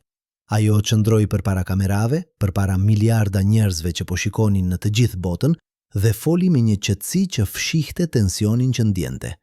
Quote: 62, filloi ajo. Quote: 63. Ajo bëri një pauzë duke lënë fjalët të rezonojnë. Quote: 64. Fjalët e saj u transmetuan në 193 vende dhe reagjimi ishte befas, kryesisht i qetë. Ndoshta sepse njerëzit kishin mësuar nga pandemit, nga kriza klimatike, nga të gjitha sfidat e shekullit të 21. Ndoshta sepse, në thellësi, njerëzit e kuptonin që universi nuk u detyrohej asgjë, që jeta ishte gjithmonë e brisht, gjithmonë e pasigurt, dhe që e vetmja gjë që mund të bënin ishte të jetonin me guxim dhe kuriozitet. Por jo të gjithë ishin të qetë. Në janar të vitit 2027, një lëvizje i quajtur UQUOTE 65 filloi të fitoj terren në mediat sociale. Ata argumentonin që njerëzimi duhej të filloj të ndërtoj strehime nëntoksore, të krijojë rezerva ushqimore për shekuj, të përgatitej për një skenar ku dielli mund të bëhej i paqëndrueshëm. Shkencëtarët u përpoqën të shpjegonin që kjo ishte e tepruar, që edhe në skenarin më të keq, çdo ndryshim në diell do të ndodhte në shkallë kohore mijëra vjetëse, duke u dhënë njerëzimit kohë të mjaftueshme për t'u përgjigjur. Por frika nuk dëgjon gjithmonë arsyen. Dhe në disa vende, qeveritë filluan të marrin masa paraprake, duke investuar në teknologji që mund të mbronin nga rrezatimi i shtuar ose nga ndryshimet klimatike që mund të shkaktoheshin nga një diell i paqëndrueshëm. Ndërkohë, në laborator dhe observator, puna vazhdonte me intensitet të shtuar. Çdo ditë silte zbulime të reja, pjesë të reja të enigmës. Në shkurt, një ekip në Japoni zbuloi që elementi X kishte një veti tjetër të pazakont. Ai mund të ndërveprojë me fushat magnetike në mënyra që asnjë element tjetër nuk mund. Kur vendosej në një fushë magnetike të fortë, ai fillonte të rezonojë, duke lëshuar valë elektromagnetike në frekuenca specifike. Kjo zbulim hapi një mundësi të re. Nëse mund të detektonin këto frekuenca rezonanse, mund të hartonin shpërndarjen e elementit X në galaktik me saktësi të paparë. Dhe kur bën këtë, pamja që u shfaq ishte mahnitëse dhe shqetësuese në të njëjtën kohë. Elementi X nuk ishte i shpërndar rastësisht. Ai formonte struktura, filamente që shtrihen përmes galaktikës si një rrjet nervore. Dhe këto filamente nuk ishin statike. Ato po rriten, po zgjeroheshin, po përhapeshin me një shpejtësi që korespondonte saktësisht me shpejtësinë e valës së supernovave. Ishte sikur galaktika po ndërtonte një sistem të ri nervor, një rrjet të ri lidhjesh, të krijuara nga vetë procesi i vdekjes së yjeve. Dhe askush nuk e dinte se çfarë do të ndodhte kur ky rrjet do të plotësohej, kur do të arrinte një masë kritike. Profesor Volkov propozoi një teori që tingëllonte si shkencë fantastike, por që bazohej në fizikë solide. Çfarë nëse, tha ai, galaktika po evoluon? Jo në kuptimin biologjik, por në kuptimin fizik.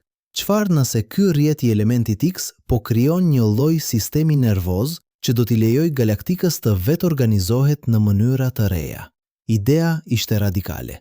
Por kur e krahasuan me teoritë e sistemeve komplekse, me mënyrën se si truri i zhvillohet, se si qytetet rriten, se si çdo sistem i madh kalon përmes fazave të vetë organizimit, ajo nuk dukej aq e çmendur. Ndoshta galaktikat, si çdo sistem mjaft i madh dhe mjaft kompleks, kishin aftësinë të evoluojnë, të mësojnë, të përshtaten. Natyrisht, kjo nuk do të thotë që galaktika ishte e gjallë në kuptimin që ne e kuptojmë jetën. Nuk kishte vetdije, nuk kishte qëllim, por mund të kishte veti emergjente, modele që lindin nga ndërveprimet e miliarda yjeve, të triliona planetve, të sasisë së pafund të materjes dhe energjisë. Në mars të vitit 2027, parashikimi i dytë i teorisë së unifikuar u testua. Kësaj radhe, ata parashikuan jo vetëm një supernova, por një kaskad prej 7 supernovash që do të ndodhnin brenda 24 orëve në një rajon të quajtur norma armatimi. Dhe saktësisht, siç kishin parashikuar, në datën 21 mars, 7 shpërthyen në një sekuencë që dukej pothuajse e koreografuar. Por kishte diçka tjetër, diçka që nuk e kishin parashikuar. Kur këto 7 supernova ndodhen, pothuajse njëkohësisht, ato krijuan një valë goditëse aq të fuqishme sa ajo vetë bëri të dukshme në teleskopët tanë. Një rrudhe në vetë hapësirë kohën, një shtrembrim që udhtoi përmes galaktikës me shpejtësinë e dritës. Detektorët e valëve gravitacionale në tokë regjistruan këtë ngjarje me një qartësi të paparë. Dhe kur analizuan të dhënat, ata zbuluan diçka të jashtëzakonshme. Valë gravitacionale nuk ishte thjesht një pulsim i vetëm. Ishte një model kompleks, një melodi e koduar në vetë strukturën e hapësirë kohës. Dr. Chen ishte i parë që e kuptoi. Është rezonancë, tha ai, zëri i tij plot mrekulli. galaktika vërtet po vibron dhe këto supernova nuk po ndodhin rastësisht. Ato po ndodhin në pikët ku vibrimi është më i fortë, ku energjia është më e përqendruar. Volkov kishte të drejtë. Galaktika është si një instrument muzikor gjigant dhe ne po dëgjojmë tingullin e saj për herë të parë. Kjo zbulim bashkoi të gjitha pjesët. Rezonanca galaktike nuk ishte vetëm një teori abstrakte, ishte një fenomen real, i matshëm, që po ndodhte tani. Dhe kjo rezonancë po ndërveproi me materie të errët, me rrezatimin nga Sagittarius A-Il, me elementin X, duke krijuar një sistem të ndërlidhur aq kompleks sa mezi mund ta kuptonin. Por këtu është pjesa që i bëri të gjithë të ndalojnë. Nëse galaktika vërtet po vibron, nëse ajo po kalon përmes një gjendje rezonance, atëherë kjo gjendje nuk do të zgjas përgjithmonë. Rezonanca, sipas natyrës së saj, është e përkohshme. Ajo ndodh kur kushtet janë të sakta dhe pastaj zhduket kur kushtet ndryshojnë. Pyetja ishte sa do të zgjas dhe çfarë do të ndodh kur të mbaroj? Simulimet e Volkov sugjeronin që rezonanca do të arrinte kulmin e saj në rreth 3 vjet. Pas kësaj, ajo do të fillonte të dobësohej duke u zhdukur gradualisht në një periudhë 10 vjetëshe.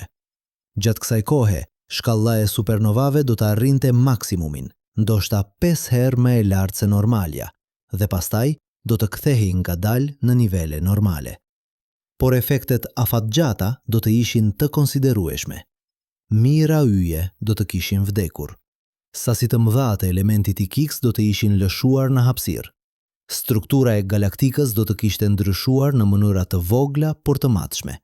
Dhe gjenerata e ardhshme e yjeve, ata që do të formohen nga gazi i pasuruar me elemente të rënda dhe me elementin X, do të ishin të ndryshëm nga çdo gjë që kemi parë më parë. Në prill të vitit 2027, Agjencia Hapësinore Evropiane publikoi një raport gjithëpërfshirës që përmbledhte gjithçka që ishte mësuar.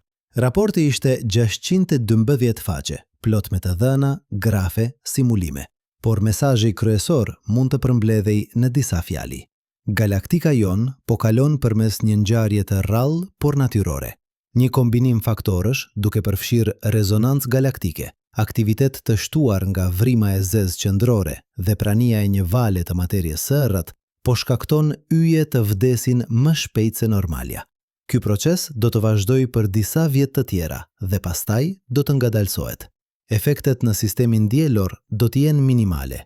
Njerëzimi nuk është në rrezik të drejtpërdrejtë, por ne po shohim një transformim fundamental të mjedisit ton galaktik që do të ketë pasoja për miliarda vjet në të ardhmen. Raporti u prit me një përzierje lehtësimi dhe mrekullimi.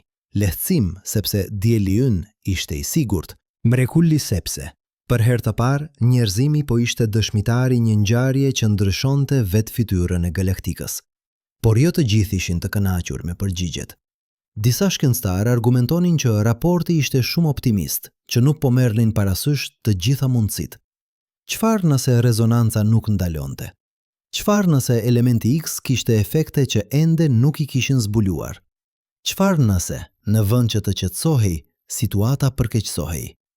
Këto pyetje nuk kishin përgjigje të lehta, sepse e vërteta ishte që, pavarësisht nga të gjitha të dhënat e tyre, të gjitha simulimet e tyre, të gjitha teoritë e tyre, ata ende po merrnin vendime bazuar në kuptim të paplot. Universi ishte shumë më kompleks se çdo model që mund të ndërtonin, dhe gjithmonë do të kishte surpriza, gjithmonë do të kishte të panjohura. Në maj të vitit 2027, doktoresha Voss dha një fjalim në Universitetin e Cambridge-it që u bë viral. Ajo foli për diçka që rrallë diskutohet në shkencë, kufidh e njohurisë son. Dua t'ju them diçka që mund të t'ingalloj e çuditshme duke ardhur nga një shkencëtare, tha ajo. Ne nuk e dim gjithçka, dhe jo vetëm që nuk e dim gjithçka, por ka gjëra që ndoshta nuk do t'i dim kurrë. Jo sepse nuk jemi mjaft të zgjuar, ose sepse nuk kemi mjete mjaft të mira, por sepse universi mund të ketë shtresa kompleksiteti që shkojnë përtej aftësisë son për t'i kuptuar. Ajo bëri një pauzë duke lënë fjalët të rezonojnë në sallën e mbushur plot. Por kjo nuk do të thotë që duhet të dorëzohemi, sepse çdo gjë që mësojmë, edhe nëse është e paplot, edhe nëse ngre më shumë pyetje se sa përgjigje, na çon një hap më afër të vërtetës. Dhe në fund, kjo është ajo që do të thotë të jesh shkencëtar. Jo të dish gjithçka, por të kesh guximin për të pranuar se sa pak e di, dhe pastaj të vazhdosh të kërkosh gjithsesi. Fjalët e saj prekën një nerv. Sepse në një botë ku të gjithë duket se kanë përgjigje të sigurta, ku çdo opinion shprehet me bindje absolut, ishte freskim të dëgjosh dikë që pranonte pasigurinë, që pranonte që shkenca nuk është një koleksion faktesh të pandryshueshme, por një proces i vazhdueshëm zbulimi, gabimi, korrigjimi, mësimi. Dhe ndoshta kjo ishte mësimi më i madh që galaktika po na jepte. Jo përgjigje specifike për pyetje specifike, por një kujtesë për përullsi. Një kujtesë që ne, me të gjithë teknologjinë tonë, me të gjithë shkencën tonë, me të gjithë inteligjencën tonë, jemi ende fëmijë në shkallën kozmike. Që universi ka ekzistuar për 14 miliard vjet përpara se ne të shfaqeshim dhe do të vazhdoj për triliona vjet pas nesh, që ne jemi një çast i shkurtër në një histori të pafund, por çast i shkurtër nuk do të thotë i parëndësishëm, sepse në këtë çast, në këtë pikë të historisë kozmike, ne jemi këtu. Ne po vëzgojmë, ne po mësojmë, ne po kontribuojmë në kuptimin kolektiv të universit për veten e tij, nëse universi mund të thuhet se ka vetdije. Dhe kjo, ndoshta, është roli ynë.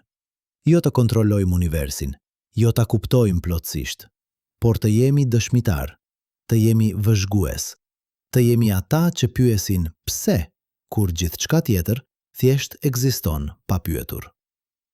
Në qershor të vitit 2027, sateliti Sentinel-G regjistroi supernova më të ndritshme që ishte vëzhguar ndonjëherë nga toka. Ishte një yll supergjigant, rreth 150 herë më i madh se dielli, që shpërtheu me një forcë që lëshoi më shumë energji në 10 sekonda se sa dielli ynë do të prodhojë në gjithë jetën e tij 10 miliard vjeçare. Por ajo që e bëri këtë supernova të veçantë nuk ishte vetëm shkalla e saj. Ishte vendodhja. Ylli ishte në skajin e rajonit të prekur, në kufirin midis zonës së nxehtë dhe hapësirës normale. Dhe ku shpërtheu, ai krijoi një vallë goditëse aq të fuqishme sa ajo vërtet frenoi për hapjen e reaksionit zinxhir. Ishte sikur galaktika kishte gjetur një mënyrë për të vetë rregulluar, për të vendosur kufi në procesin që kishte filluar. Supernovat e radhës, në vend që të ndodhnin me shpejtësi të shtuar, filluan të ngadalsohen. Rezonanca, sikur e lodhur nga intensiteti i saj, filloi të dobësohej. Dhe në atë moment, shkencëtarët kuptuan diçka të thellë. Galaktika nuk ishte thjesht një koleksion i rastësishëm yjesh. Ishte një sistem. Një sistem me mekanizma vetë rregullues, me cikle natyrore, me aftësinë për të balancuar veten edhe përballë ndryshimeve ekstreme. Kjo nuk do të thotë që galaktika ishte e gjallë në kuptimin tradicional, por do të thotë që ajo kishte veti që ne zakonisht i asociojmë me sistemet e gjallë, aftësinë për të përshtatur, për të reaguar, për të gjetur ekuilibër. Dhe ndërsa viti 2027 po afrohej në fund, ndërsa shkencëtarët po përgatiteshin për fazën e radhës të kërkimit, një gjë ishte e qartë. Historia nuk kishte mbaruar. Galaktika do të vazhdonte të na befasoj, të na sfidoj, të na mësoj. Dhe ne do të ishim këtu, duke vëzguar, duke mësuar, duke u mrekulluar. Sepse në fund, kjo është ajo që do të thotë të jesh njeri, në një univers që nuk ndalon kurrë së befasuari. Jo të kesh të gjitha përgjigjet, por të kesh guximin për t'i bërë pyetjet, dhe të dish që çdo përgjigje që gjejmë do të na çojë diku edhe më të thellë, edhe më të bukur, edhe më misterioze. Por le të ndalemi për një moment, le të largohemi nga të dhënat, nga teleskopet, nga ekuacionet, sepse ka diçka më të thellë duke ndodhur këtu, diçka që shkon përtej fizikës dhe hyn në territorin e filozofisë. Për mijëra vjet, njerëzimi ka shikuar yjet dhe ka parë përjetësi. Kemi quajtur konstelacionet me emra që kanë kaluar në përgjenerata. Kemi lundruar duke u udhëhequr nga illi polar. Kemi matur kohën duke vëzguar lëvizjen e qiellit. Yjet ishin simboli ynë i asaj që nuk ndryshon, i asaj që mbetet kur gjithçka tjetër kalon. Por tani po mësojmë një të vërtet më të thellë. Asgjë nuk është e përjetshme. Edhe yjet vdesin, edhe galaktikat transformohen, edhe ligjet e fizikës, edhe pse të pandryshueshme në thelb, prodhojnë rezultate që sfidojnë çdo parashikim ton. Dhe kjo na çon te një pyetje që njerëzimi ka bërë që nga fillimi i vetdijes. Çfarë do të thotë të ekzistosh në një univers ku asgjë nuk zgjat përgjithmonë? Filozofët e lashtë kishin një përgjigje. Herakliti tha, 81, gjithçka rrjedh, gjithçka ndryshon. E vetmja konstante është ndryshimi vet. Dhe ndoshta ajo që po shohim tani në galaktikën tonë është një shembull kozmik i kësaj të vërtete të lashtë. Por ka diçka paradoksale këtu, sepse edhe pse gjithçka ndryshon, modelet përsëriten. Yjet vdesin, por nga hiri i tyre lindin yje të rinj. Galaktikat transformohen, por strukturat themelore mbeten. Universi është njëkohësisht në rrjedhë të vazhdueshme dhe në ekuilibër të qëndrueshëm. Fizikanët e quajnë këtë UQUOTE, 82. Filozofët mund ta quajnë UQUOTE, 83. Por pavarësisht nga emri, realiteti është i njëjtë. Universi nuk është as plotësisht kaotik, as plotësisht i renditur. Ai ekziston në një gjendje ndërmjet, ku rendi lind nga kaosi, dhe kaosi lind nga rëndi. Dhe ne, njerëzit, jemi produkti këtij ekuilibri. Ne ekzistojmë sepse yje vdiqën miliarda vjet më parë, duke lëshuar elementet që formojnë trupin ton. Ne mendojmë sepse universi ka ligje mjaft të qëndrueshme për të lejuar strukturat komplekse si truri, por mjaft fleksibil për të lejuar ndryshimin dhe evolucionin. Kjo na çon te një realizimi thellë. Ne nuk jemi të veçuar nga universi. Ne jemi mënyra e universit për të njohur veten. Çdo herë që shikojmë yjet, universi po shikon veten. Çdo herë që pyesim _quote_84_, universi po pyet veten. Kjo nuk është mistik, është fizikë e thjeshtë. Ne jemi të bërë nga i njëjti material si yjet. Atomet në trupin ton u krijuan në bërthamat e yjeve që vdiqen. Energjia që na mban gjallë vjen nga një yll që po digjet në qendër të sistemit ton diellor. Ne jemi, fjalë për fjalë, pluhur yjesh që ka fituar aftësinë për të menduar. Por këtu është pjesa që më mahnit më shumë. Ne nuk jemi vetëm pluhur jesh.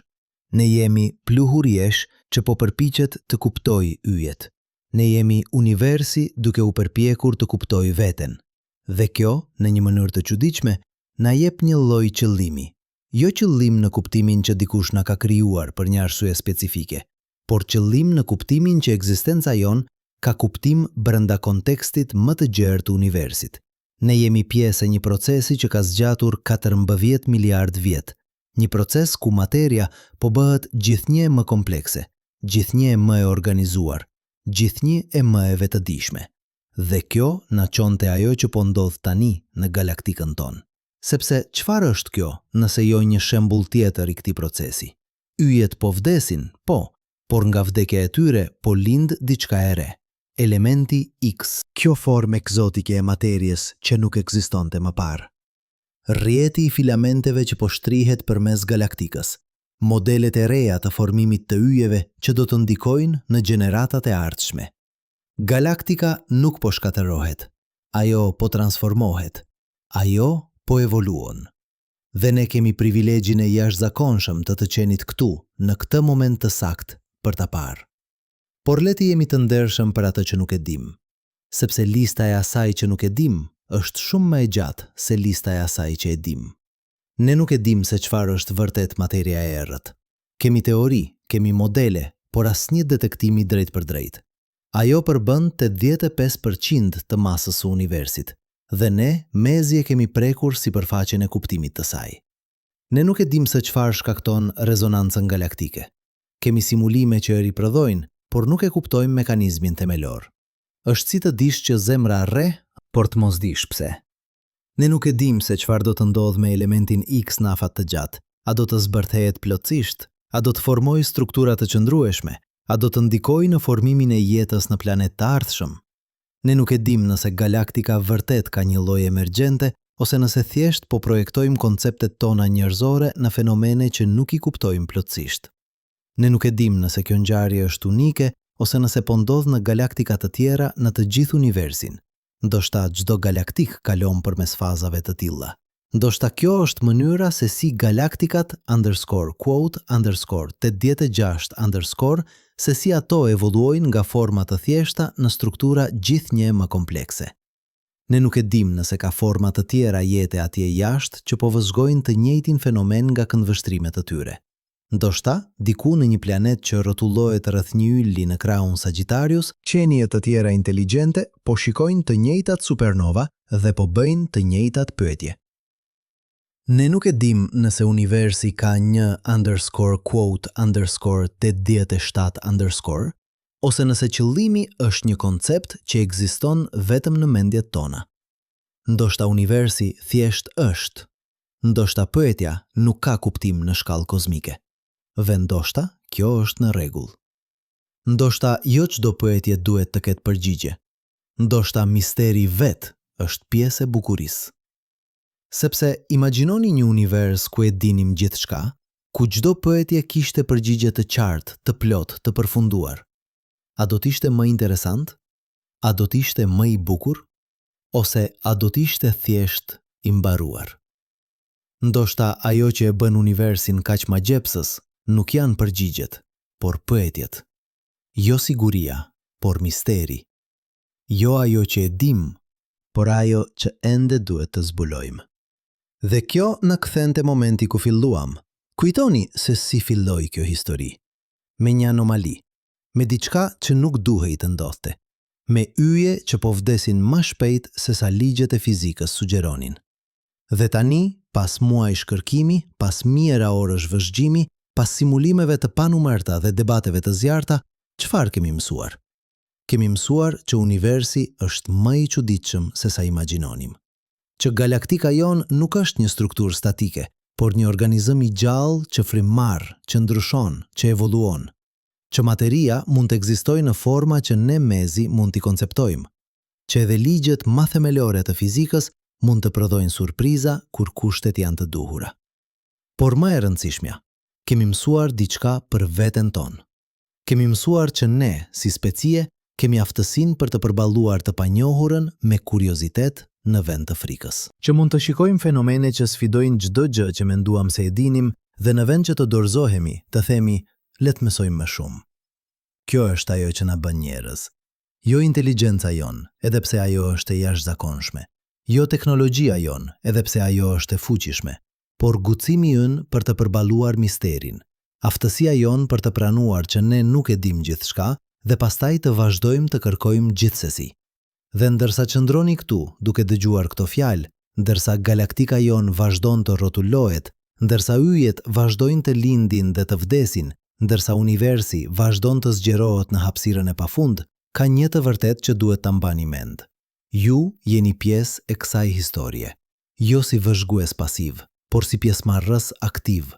Çdo frymëmarrje që merrni përmban atome që një herë ishin në bërthamën e një ylli. Çdo mendim që keni është rezultati miliarda vjetëve evolucion kozmik. Çdo pyetje që bëni është universi duke pyetur veten. Dhe kjo, në fund të fundit, është mesazhi më i thellë që yjet po na japin. Jo përgjigje specifike për pyetje specifike, por një kujtesë që ne jemi të lidhur me gjithçka. Që nuk ka ndarje midis nesh dhe universit. Që ne jemi universi, duke përjetuar veten, duke njohur veten, duke u mrekulluar me veten. Dieli ynë do të vazhdoj të shkëlqej për miliarda vjet të tjera.